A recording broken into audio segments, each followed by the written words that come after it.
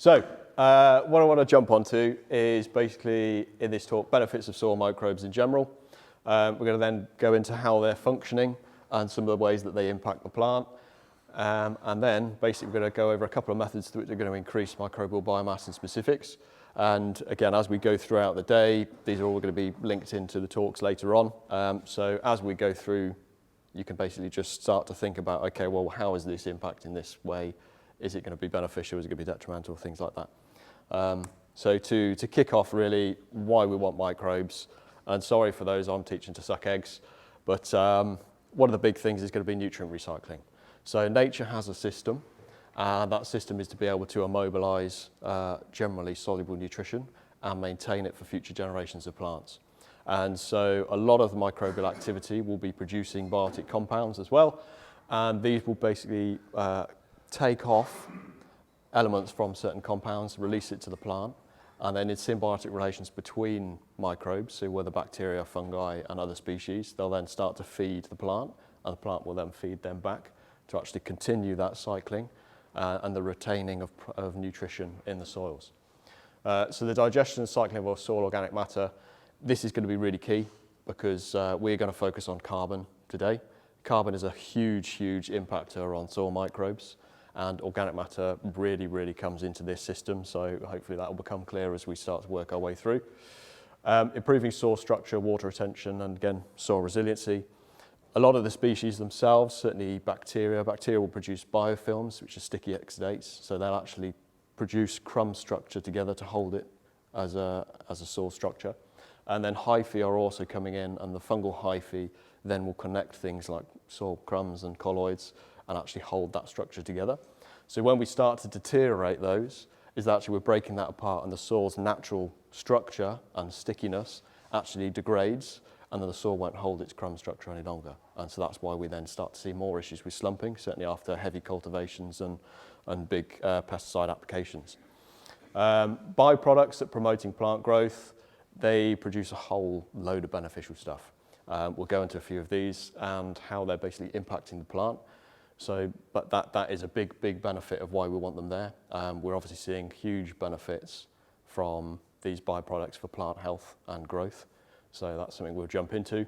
A lot of bacteria are used for bioremediation, and certainly when we have high residues of any chemicals, and there's species of bacteria, I mean, even will break down oil as well. So there's something for most situations. They're nature's natural system to clean up, and they have their own jobs. And we are really only on the cusp of working out really what is actually happening with soils. We probably know about 5% of what's going on. There is a huge amount more of complexity that is yet to come over the next few years, so that's quite exciting to see things come through.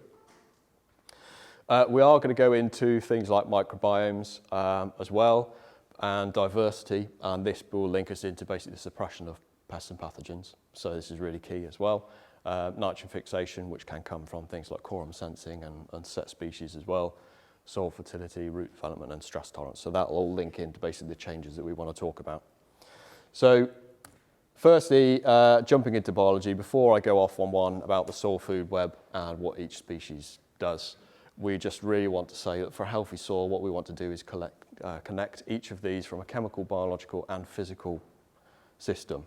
And the importance of this is that actually organic matter is the one that generally connects a lot of them. So what we commonly see in a lot of farms today is that actually the biological aspect of this from a soil health perspective just isn't active, it's not functioning. We've actually got a big missing link. But when we can connect these, there's a lot of potential to improve the soil massively. Obviously, we can have soils that are completely perfect from a chemical physical perspective, but without the biological link, actually, there's going to be a lot of missing efficiencies coming from there as well. So the carbon side really links into this. And again, the food source that we are going to be providing for the microbes is really going to drive this system forward. We have much better resiliency with the biological systems than we do with any other system when we're starting to look at this, and even from a chemical perspective, because of the increased efficiency. So even if we had, say, indices of 1s on a soil, actually we could see more available nutrition from those indices with a functioning biological soil than, say, with an indices of 4s, 5s, 6s. So actually the cycling of these nutrition becomes really key. So this is just a bit of an example, apologies, the sun's shining on this a little bit, but it gives you a bit of an example of a soil that is completely missing its biological aspect. And what we're seeing here is actually, again, there's no crumb structure, there's no porosity, and there's just no air in the system. So this is very much an anaerobic situation, which is only going to be degrading.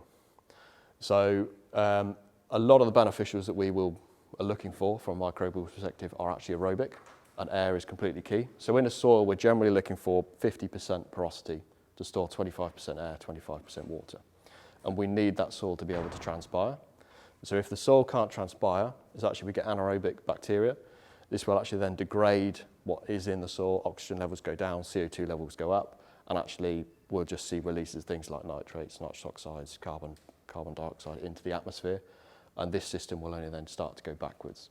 So what we're looking for most places is actually to re-establish this link, bring them back in, obviously create healthy soils, reap the benefits, and utilise it to the maximum. But this is very much common, and this just right from the get-go. Obviously, we need things like soluble carbon to be reintroduced, and air to come back into this system as well. And so, as we start to transform things, will see big benefits. So, looking firstly into nature's system, nature will naturally go through this process.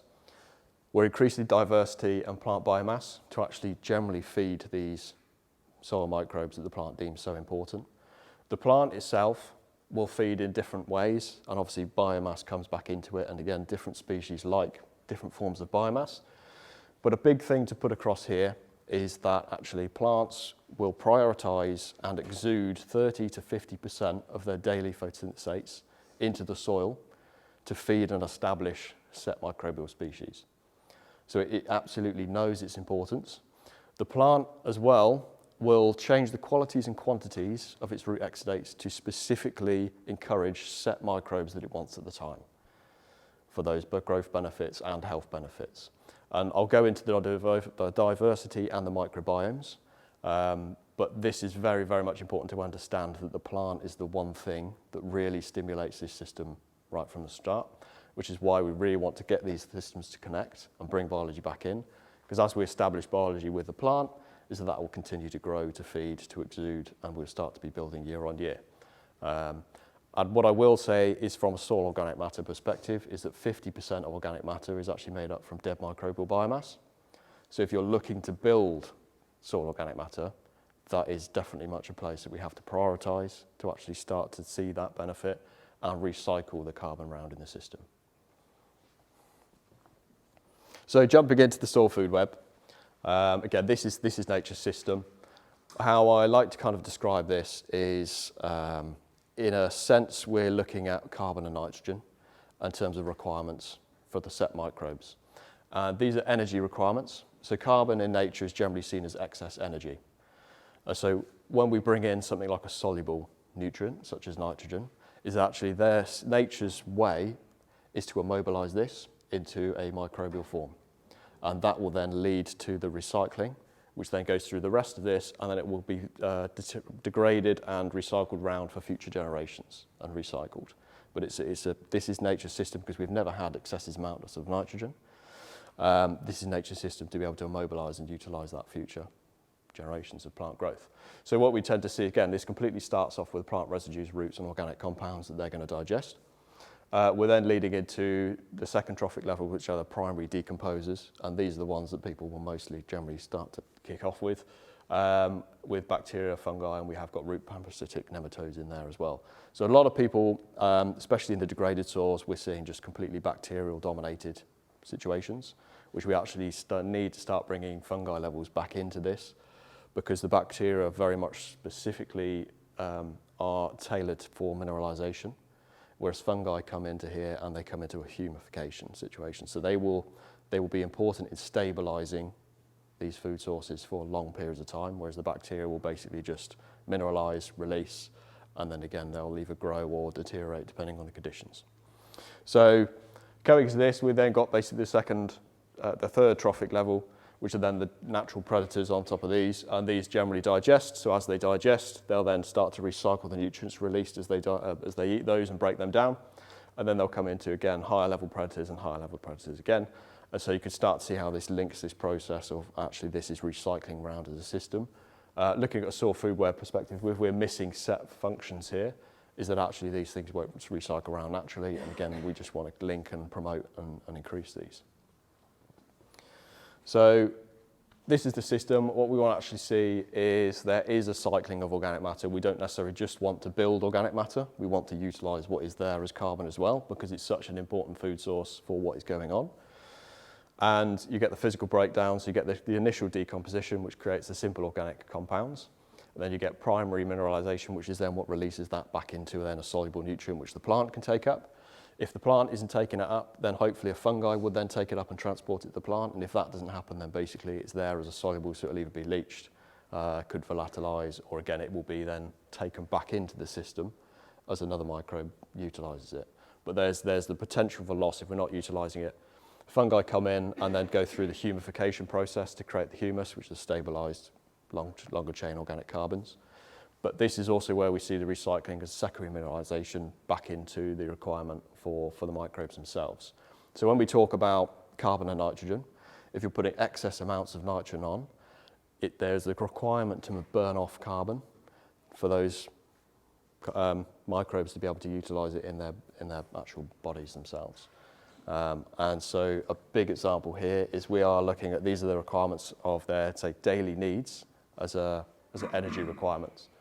So bacteria here, as you can see, actually, they're much more suited to a higher nitrogen situation because they've got a lower carbon requirement. So in these situations where we put really high nitrogen on, this then would stimulate that bacterial growth.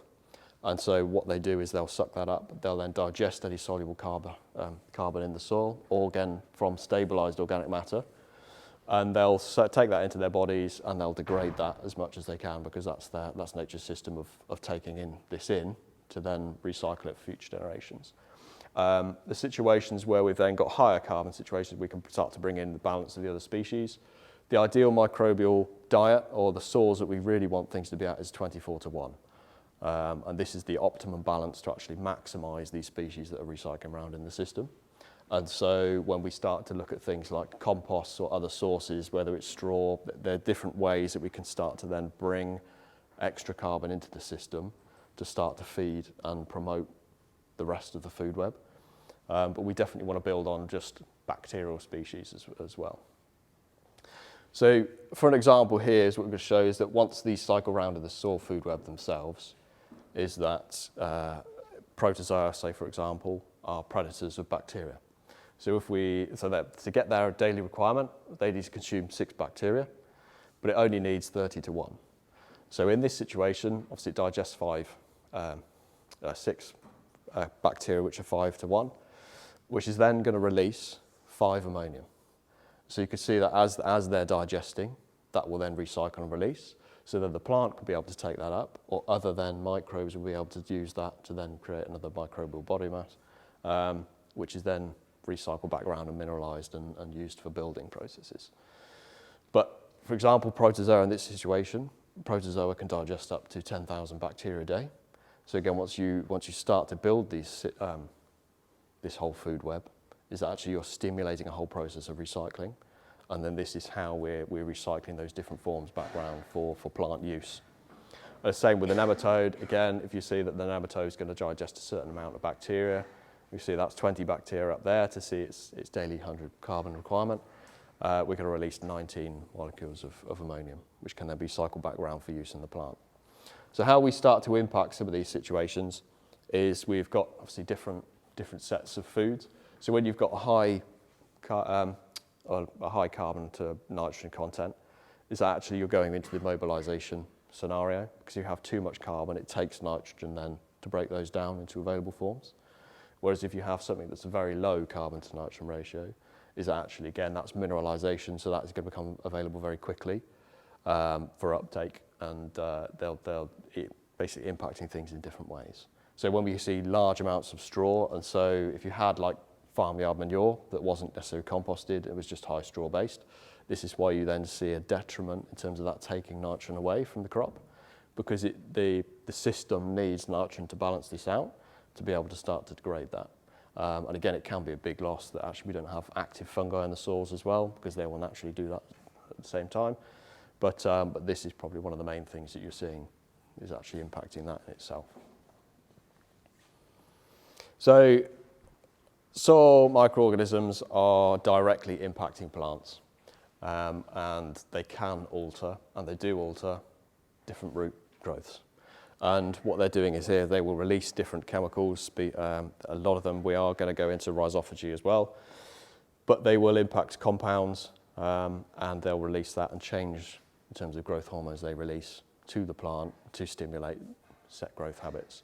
And you can see from here again, these plants are actually examples where they've got things natural like endophytes and epiphytes that are in the plant, and these are naturally established with the plant from the get-go, which then supports this root stimulation.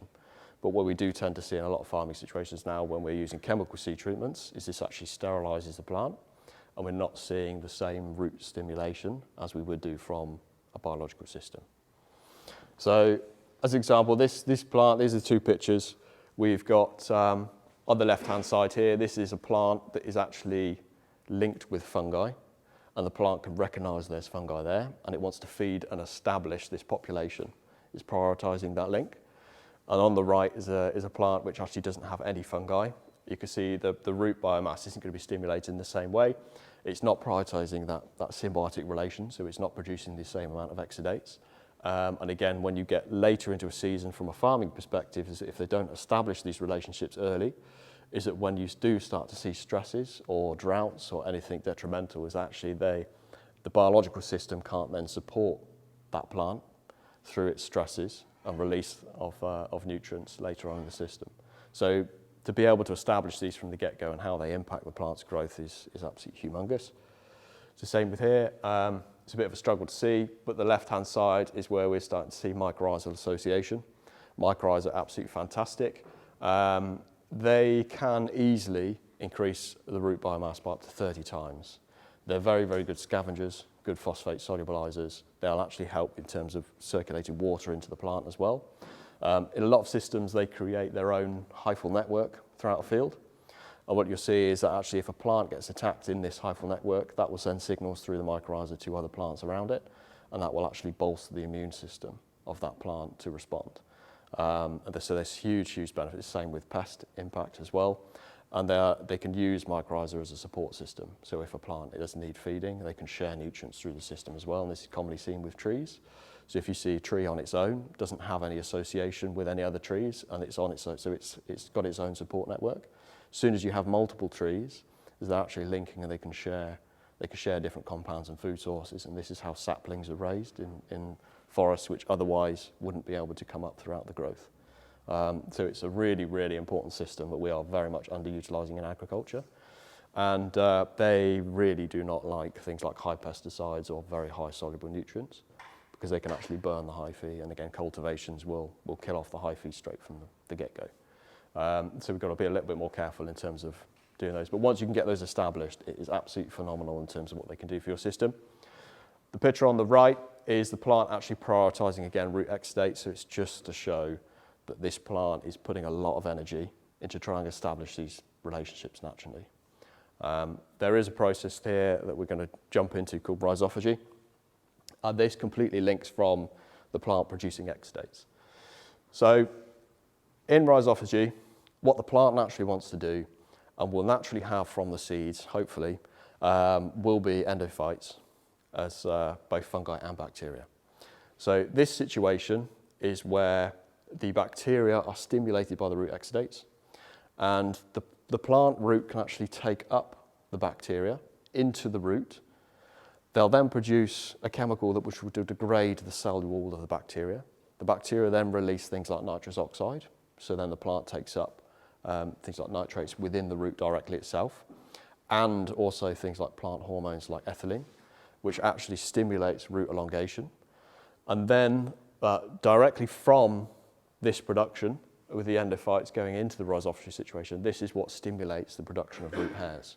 So if you don't have endophytes and you don't have rhizophagy actually working in the plant, you cannot produce a root hair. So this is really, really key. Obviously, root hairs themselves are absolutely fantastic for feeding zones. We want to maximise the surface area of what we're utilising, what we're feeding. But the fantastic situation in rhizophagy is that actually the endophytic bacteria is exuded and shot back out of the root tip at the end, which then recycles this whole process. So it can then go back into the system and feed it, which is why once we establish these on the soil, we can actually grow with the root tip as the plant goes through its life cycle, and we can then develop and populate, which is why we're looking so much in terms of like liquid applicators, biological seed treatments, because this can make a huge difference throughout the whole life process. And so this is what we're seeing is really making a big difference. So some examples which we actually looked at. The left is where, again, you're struggling to see, but this is completely covered in active root hairs. So this is where we've actually added some endophytes onto the seed to see the response, and you can just see it's just completely stimulated new growth. On the right, again, it's very hard to see, but this left-hand side here was chemicals treated seed, and on the right-hand side was biological treated seed, which had endophytes. But if you want a closer look at any of these pictures, I can certainly, we can access them later on. We saw a huge... I did, yeah. That's a good slide. So, this really shows the difference. Once you start to naturally use endophytes, so a seed naturally will have about 2 days worth of nutrients, and that's all it has. So once it's used that in terms of growth, is it then completely relying on things like bacterial association to be able to mineralise what's already in the soil, to then give the plant energy and then photosynthesize and produce exudates to get this system going. In the chemical side, generally what we're doing is we're sterilising the seed. That plant only has then those 2 days of worth of nutrients, and it started to grow, but then because it takes away that association, because we're sterilising around the seed, it doesn't see that microbial association, and we don't start to see those nutrients naturally cycling around very quickly. And a good example of this, bacteria in the right conditions with the right food source, we can have one bacterium that could then populate into 5 billion within 12 hours. So the responses that we can actually stimulate and the benefits we can reap from this could be absolutely phenomenal. So this is a process we really, really want to be focusing on because it really directly impacts plant health later on. And there's other methods that we'll be talking about and go into, certainly from Nick and Mike, that actually are going to be populating these and promoting these in different ways. So again, as we go through the day, hopefully you just kind of get a general idea as to, okay, well, that's going to be benefiting them or that's not. So this example, this is the chemical seed treated side. This was after 3 months. You can see it's got very little branching. It's got really small roots that haven't produced any active root hairs at all. But the big difference here is this was only just poking through the ground, and this was 10 days, and we already had a 13-inch root. So this just shows where the endophytes have gone in, and they've produced that ethylene. They've actually stimulated that root elongation right from the get-go. The roots recognise gravity, and it just roots straight down. And so these are the systems that we really, really need to be stimulating, and again, we can see huge benefit in terms of accessing what's in the soil itself. So another process that soil microbes bring is quorum sensing, and again, this is quite new for a lot of people, but I'll just obviously read here. For when there's not enough to form a quorum, nothing happens, but when there's enough to form a quorum, microbes are able to change the expression of genes in their own populations as well as in plants, animals, and humans. So this directly impacts things on gene expression. So this is just a situation where if you have enough of, say, a particular species of bacteria, they start to produce more auto-inducers, and then they all start to basically communicate on the same level and decide to do one function at one point in time. And so one example could be, say, like bioluminescence is stimulated in a similar manner. But in this situation, there's things that they're starting to find that there's quorum sensing that they're now able to cure cholera. You can actually switch cholera off in people's bodies. But ironically, the same thing that turns off cholera in a body will also turn off the gene expression for botrytis in plants as well.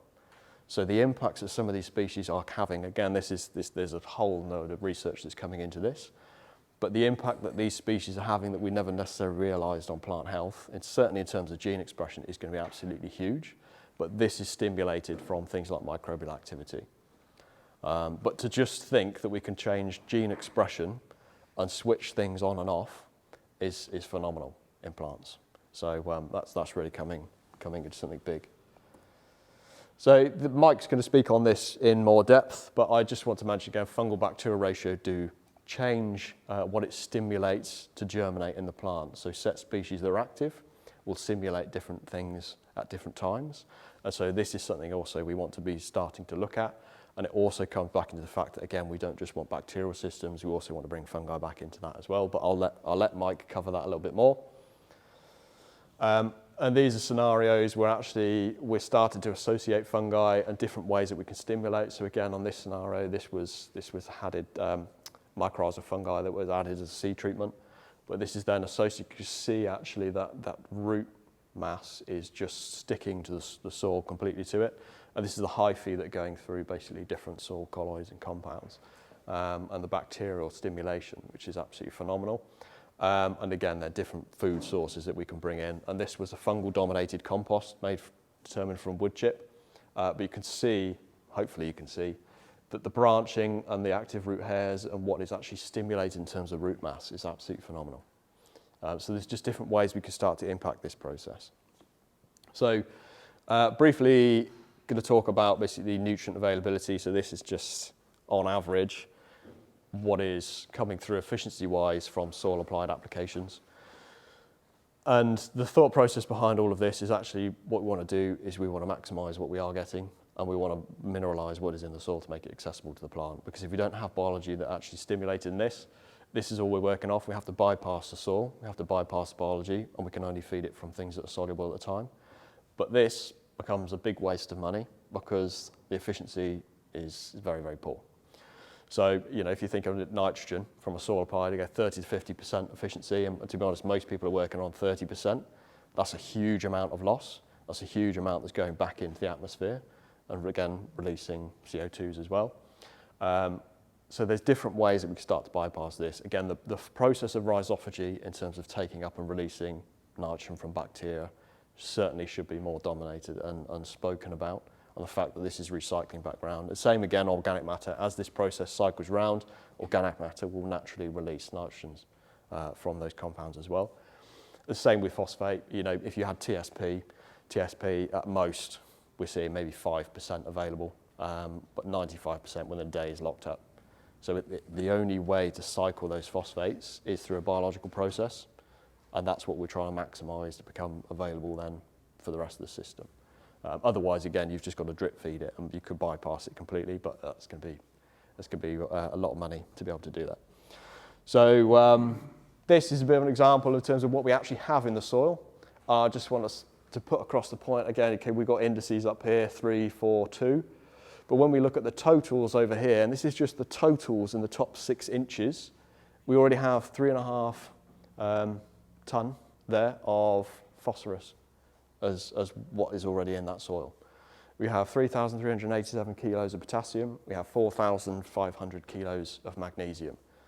So the things that are already there that just isn't accessible because we haven't got biology that's functioning and recycling this, it's huge. You know, this is things, why are we applying 50 kilos of phosphate if you're only going to get 5 kilos when you've already got 3,500 kilos there that could be accessible? So it's just thinking again, the efficiencies of what we could access and what is already in soils is definitely there. So when you bring biology back in, and this is a soil that is somewhat lacking in biology, and you can see this from the reams, which the reams is stimulating basically weak acids in the plant. And through that, again, that's showing what would otherwise be biologically active to that plant at that point in time. But if we brought in biology, actually that reams test would really shoot up. We'd actually be seeing much more available nutrients come around that are available to the plant at that time, and we can actually start to access some of this. But this is a field that was very much not biologically active, so it just shows you what could be available. And we have got farms now that, again, that we've been working on this, 10, 15 years, and we've got situations we haven't applied things like PLK for the last 10 years. We're seeing indices increase, and again, it's just recycling this matter back round. So there is an alternative way to be able to utilise this that saves a lot of money. So the average agricultural soil, this is what we tend to look at.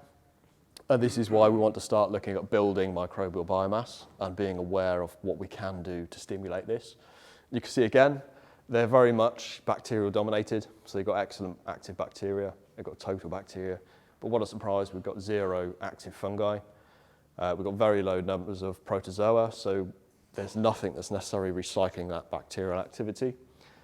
Nematodes are 2, it should be about 20, so that's low. We've got no mycorrhizal colonisation, so again that's absolutely depressing in that sense. So we're not maximising or accessing what's in the soil.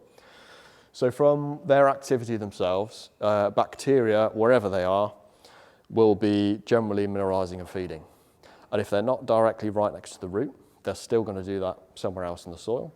But if you don't have a root next to that, or you don't have a fungal hyphae, you can't connect that to the plant. So again, that's going to be wasted efficiency. So which is why we really want to extend that fungal hyphae into the rest of the profile to be able to maximise everything we can from that soil. Again, this just shows that the average soil that we tend to work from in terms of certainly intensive conventional agriculture. So we really need to change the system. So yeah, it's just showing again we've got no fungal levels. So jumping in to methods to help increase microbial populations. The big one naturally, or the big 3, I'm going to jump into after this. Again, photosynthesis of roots exudates. We can massively impact what is naturally there. Plant diversity is a huge one. Organic manures and composting, again, we can start to reintroduce species at set levels that are actually ideal for re-kickstarting a soil. So that's phenomenal. Again, there are options like liquid carbon sources that we can balance out with nitrogen, so we're actually stimulating and making sure that when we put nitrogen on, it's actually we have the carbon source, so it's not degrading things like stabilised organic matter from the soil, but it's got that active food source to be able to then increase that efficiency as well. Minimising soil disturbance here, that is definitely one because again, soil hyphae in terms of the fungal aspect comes into this. And again, the more we disturb, the more we're going to break up, the more we're going to kill. But saying that air is absolutely key, aeration we need for beneficial bacteria. And again, if we have a compact system, actually this system's going to degrade anyway, so we definitely need the air back into this. And if you can do things like strip till as well, you are still leaving areas that are untouched. You won't kill all things like the hyphae, and actually they'll extend back into the system. Keeping soils covered, again, this comes back into food sources and cover, because again, a lot of species don't like to dry out. They don't like strong sunlight, so again, that impacts it that way. Reducing pesticide and organic fertiliser inputs. Again, when we're looking at high levels of soluble fertiliser, this can really scorch, stimulate and sterilise certain species, especially high salts. And then pesticides themselves, again, they're a toxic compound or an unknown compound, certainly to most soils and species. And so a lot of them, when you have high levels of these, they'll be detrimental to certain species, and then they'll have to detoxify before they can build populations themselves. So in high quantities, that's a big problem. And the same, we've got microbial inoculants that we can briefly talk on, but I'm sure Nick's got some knowledge he'll share in his talk as well. Yeah. So this, I mean, we could talk all day on something like this, but this is really just stimulating that actually the microbiome is really, really key. So naturally, in terms of a seed, and this is why we talk about plant diversity so much, the seed itself establishes throughout its lifetime both endophytic and epiphytic bacteria, which then go into the seed coating. So for example, a seed could carry 9,000 different microbial species within one seed. So in this lifetime, it stimulates exactly what it wants and what it needs in those soil conditions and establishes that into that seed for then the following year. If you grow it in certain conditions or you treat it in certain ways, obviously this will then start to impact that. Again, if we look at fungicidal seed treatments, this sterilises the outside. So again, we're actually impacting the epiphytic on the coating of the seed.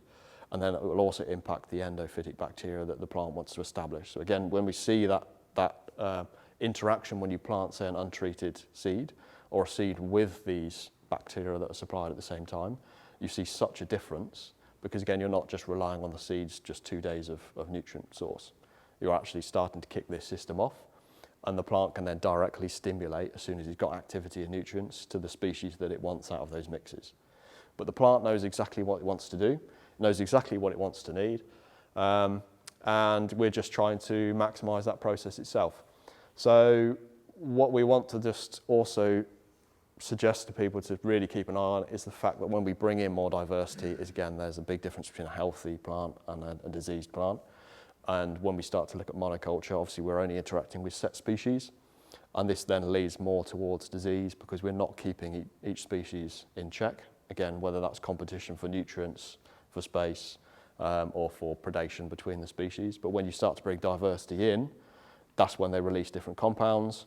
They have different interactions, their predation, their recycling, and actually we're stimulating a healthy plant microbiome because the plant can then control the species that it wants.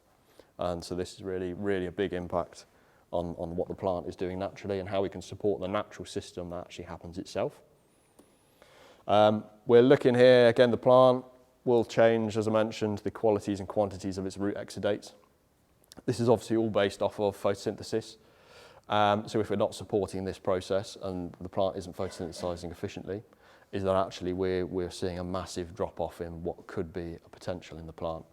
This also stimulates the fact that we've got 95% of the crop weight is made up of things from complex sugars, carbohydrates, amino acids, all of those, and it is based off of carbon chains. So the plant has a carbon requirement. And again, in this same sense, we want to be recycling that carbon around in as many different forms as possible. And obviously the plant being able to take in things like bacteria and fungi as well and being fed from those, that also impacts and reduces the need for that plant to then put energy into photosynthesis as well. So this is something we really, really want to focus on. A lot of people, just to mention, we can't talk about photosynthesis and not talk about the chlorophyll molecule. The chlorophyll molecule up here is up top right. What we really want to say is that that is completely dependent on magnesium. And for most people, obviously, we're always seeing things like magnesium deficiency. So if there's a period of time where we are deficient, is actually we can't produce new chlorophyll, the photosynthesis efficiency really drops off. And so we see actually there's a real detriment to what the plant's being able to do and form and produce as an exudate. And especially if we think that this plant is producing 50% of its exudates to soil microbes, is that this system then starts to shut down. So that's something just to really keep your head in mind. So when we talk about things like nutrition, the only thing I want to put across here is, again, improving the plant health in the short term will indirectly improve soil health in the long term. All foliars are having an impact on microbial stimulation, whether it's good or bad, and it's just trying to be aware of then how what that is impacting the plant, and then how that's going to stimulate the microbial population. And again, as we go through and Nick talks about different products or options, and same with Mike and his system, you could just start to think, okay, well, actually, is this having a beneficial impact, or is this going to be otherwise not necessarily going to benefit?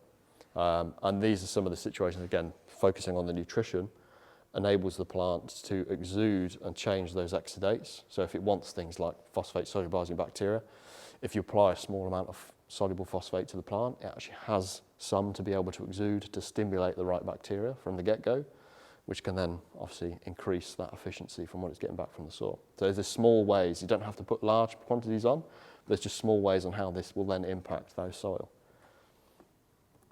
So this is something we just want to show to maximise what the impacts are having on the soil. You've got the direct rhizosphere here, and then the detrosphere, or the detritosphere, and then the bulk soil. So the rhizosphere here, again, we've got high microbial biomass and activity, but there's less diversity because the plant is controlling what the species are here. So it will change things like the pH and, again, the exudates to stimulate what it needs. Then when you come over to the detrosphere, we're actually looking at higher than biomass and activity and a bigger diversification in species because they are naturally digesting what is there. And so that is just basically an area in the soil that any microbial activity can be stimulated, which we want to be absolutely maximising. But as soon as you get further away, so again, if you have really small root mass, again, we just go into bulk soil where not really anything happens, and it's just really slow turnover. So this is just an idea to actually, if you can maximise root mass and fungal hyphae and the transfer of carbon within the soil, we can then maximise what's being recycled around. And so this just directly links to things like the nutrient cycling in the soil. So in terms of fertilisers, there are different forms that have different impacts, and it comes back down to carbon content again. What we're seeing here, again, if you've got things like FYM, you've got higher carbon content, obviously generally straw-based. So then because this comes back in and you've got the nitrogen, and again, if you're composting that, then it's a form that is beneficial to support the soil in the right ratios. So this can have large improvements on just directly stimulating biological activity. If you had something like, say, the liquids, again, it is just high nitrogen. This just shows that actually because it doesn't have the carbon balance, we're generally then burning carbon off. So initially it will do the soluble carbon, which is there in the forms that are being recycled or released from the plant. And if they aren't available, then it will basically then start to destabilise organic matter from the soil.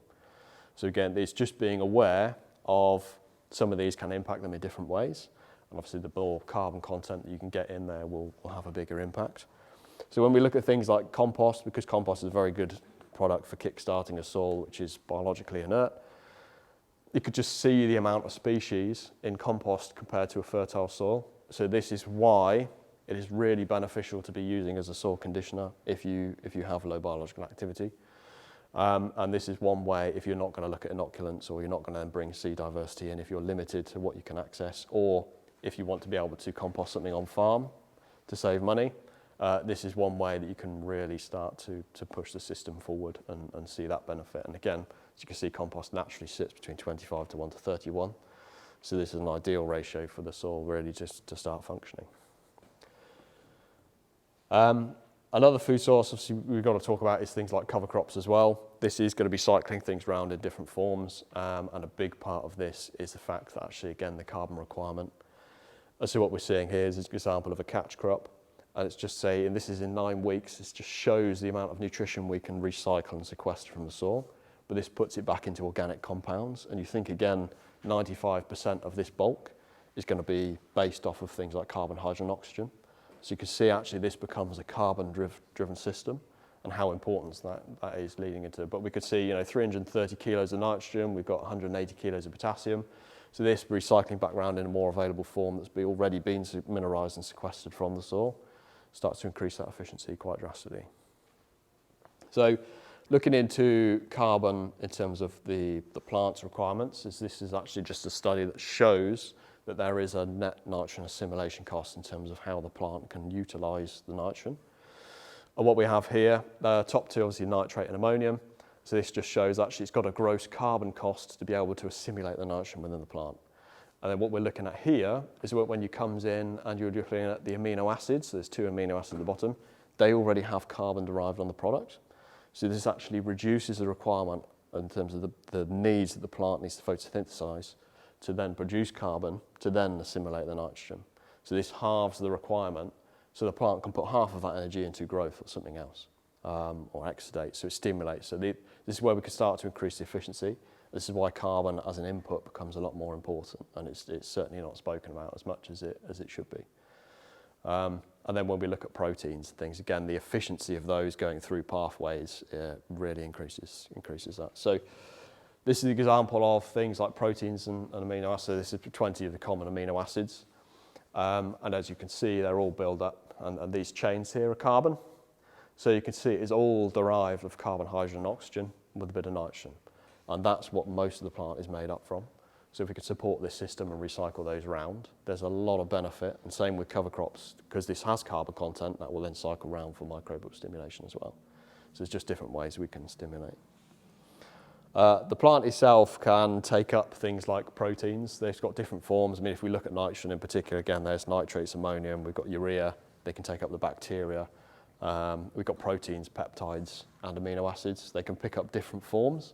But what we're looking at, again, if we're cycling around more organic forms, is actually the plant can take up protein forms, and it can simulate the same responses as other forms of nitrogen. But the big thing here is just to show that if we can balance out things like organic forms, and this is a very small amount of organic nitrogen that was in here, we can stimulate much higher growth, and we can increase the nitrogen efficiency of that drastically. And some of the studies are now showing that actually the nitrogen uptake can increase by 9 times by having diverse forms supplied in the system. So it's just to make that aware that as this recycles around in different forms, again, we're seeing much better benefit as it recycles. Briefly, we just want to then look into things like brewing. It is a way to add set species or microbial activity and to stimulate these. A lot of you, I think, in the room have already started brewing, which is fantastic. But as we start to introduce and then repopulate some of these species on some of the seeds as well, we can then start to grow that and respond it and feed it. And again, you can start to see the establishment and the reintroduction of set species that we otherwise would take a longer period of time to reintroduce in other ways. So they are generally there naturally, and if you feed them in the right way, things will come, but it takes a much longer period of time. And what we're doing with brewing is we're using natural products at unnatural rates, so we know that we can get that initial response earlier, and we can benefit from it much, much quicker. But I think Mike's got this in his talk as well, so I'll let him jump into that in more detail. Just as a feeling when we look at liquid carbon sources, and I'm sure Nick will also go into this, it's just to make you aware that there are different forms. Bacteria like simple sugars and carbohydrates, that's what they tend to enjoy, and that's what they can digest. Fungi, on the other hand, like the complex carbohydrates, and they're the ones that digest things like lignin. So in terms of straw, straw is very much lignin-based. This is a fungal aspect in terms of what they would like to degrade. So if we use really high doses of things like fungicides, or the conditions aren't right, we don't have the moisture, and fungi aren't digesting straw, you can see straw sit on soils for 3-4 years and not degrade, and this obviously becomes a problem with disease and recycling. So if we want to increase fungal foods, obviously we can utilise this on things like straw and stimulation and with inoculants to actually kick-start this to get it going in the system. But it's just to be aware, obviously as you're using different things, we can stimulate different microbes and go from there. So we're getting to the end, obviously to Nick to go on for 2 hours afterwards. So I just want to reiterate, obviously carbon. It's really, really important, obviously underutilised, and a lot of people don't consider carbon as an input, so it really needs to come through.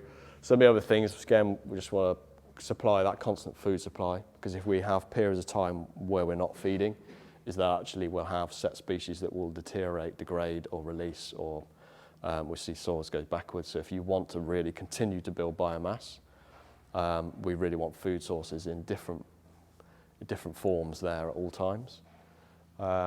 Again, salt-based fertilisers is one that we definitely need to look at as well, because again, there's things that will scorch and sterilise, and this will also impact things like the root tips and the roots directly themselves, and we do see things that will dehydrate. So if we're having detrimental impacts naturally on the root or the species, again, this just leads us further and further away from the system that hopefully we're all working towards.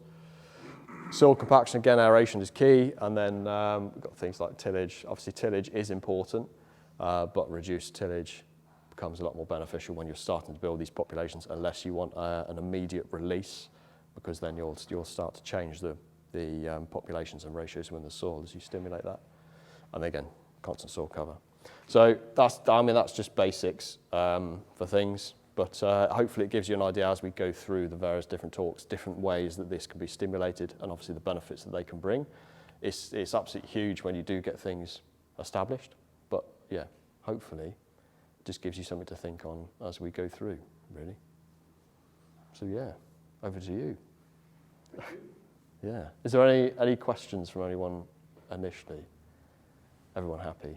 Yeah, Ben. Yeah. Blending varieties. Yes. The sort of the single varieties. Is it proven that is sort of beneficial?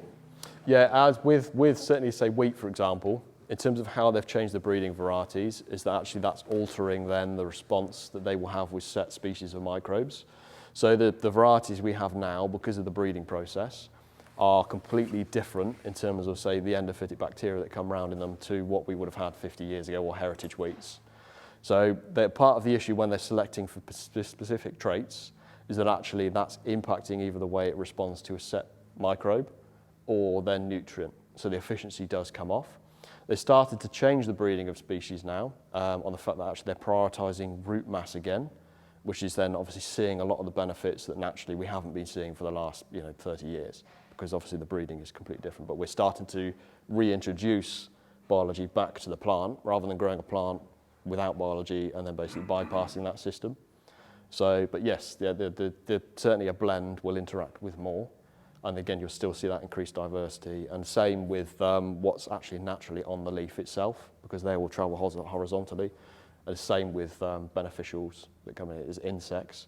They'll actually pick up some of these epiphytic bacteria that are on the leaves, and they'll transfer them between. So yeah, the maximum diversity you can have certainly is more beneficial. Yeah. Yeah. Right. I'll load you up. Thank you, Ben. Yeah.